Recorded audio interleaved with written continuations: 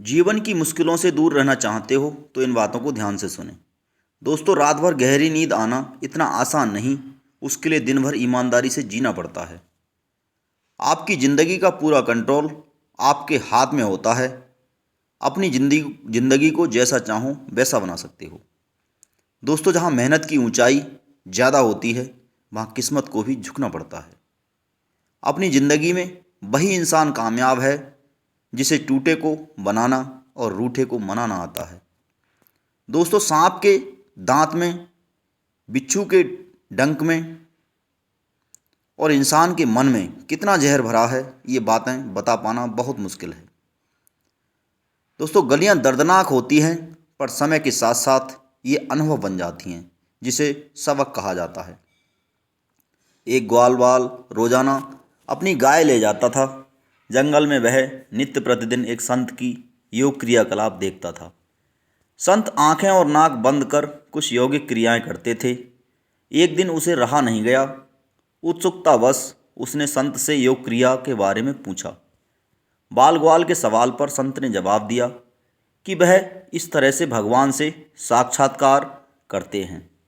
संत के प्रस्थान करने के बाद ग्वाला भी योग क्रिया को दोहराने लगा और इस बात का संकल्प ले लिया कि आज वह भगवान के दर्शन साक्षात करके ही रहेगा।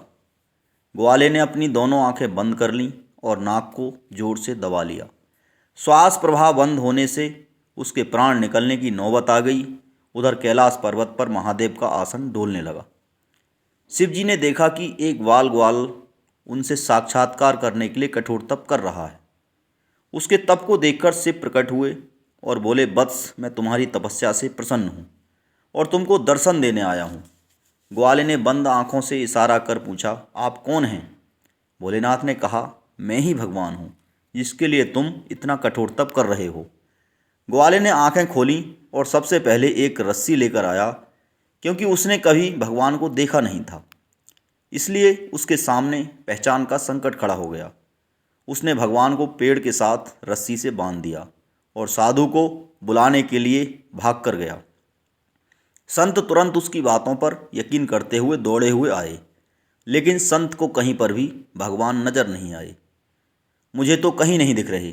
तब ग्वाले ने भगवान से पूछा, प्रभु, आप यदि सही में भगवान हो तो साधु महाराज को दिख क्यों नहीं रहे हो? तब भगवान ने कहा, जो भक्त छल कपट रहित सच्चे मन से मुझे याद करता है, मैं उसको दर्शन देने के लिए दौड़ा चला आता हूँ। तुमने निश्चल मन से मेरी आराधना की, अपने प्राण दांव पर लगाए और मेरे दर्शन का संकल्प लिया। इसलिए मुझे कैलाश से मृत्युलोक में तुमको दर्शन देने के लिए आना ही पड़ा। जबकि साधु के आचरण में इन सभी बातों का अभाव है। वह रोजाना की क्रियाकलाप करते हैं लेकिन उनके मन में अभी भटकाव है। इसलिए मैं तुमको तो दिखाई दे रहा हूँ लेकिन संत को नहीं। दोस्तों, मन की निर्मलता ही ईश्वर तक पहुँचने का मार्ग है। जीवन में अगर खुश रहना है तो स्वयं को एक शांत सरोवर की तरह बनाएं, जिसमें कोई अंगारा भी फेंके तो खुद ब खुद ठंडा हो जाए। तो दोस्तों, हमारे वीडियो आपको कैसी लगी कमेंट करके ज़रूर बताएं। वीडियो अगर पसंद आई हो तो प्लीज़ वीडियो को लाइक एवं चैनल को सब्सक्राइब करना ना भूलें। वीडियो को अंत तक देखने के लिए आपका हृदय से बहुत बहुत में धन्यवाद।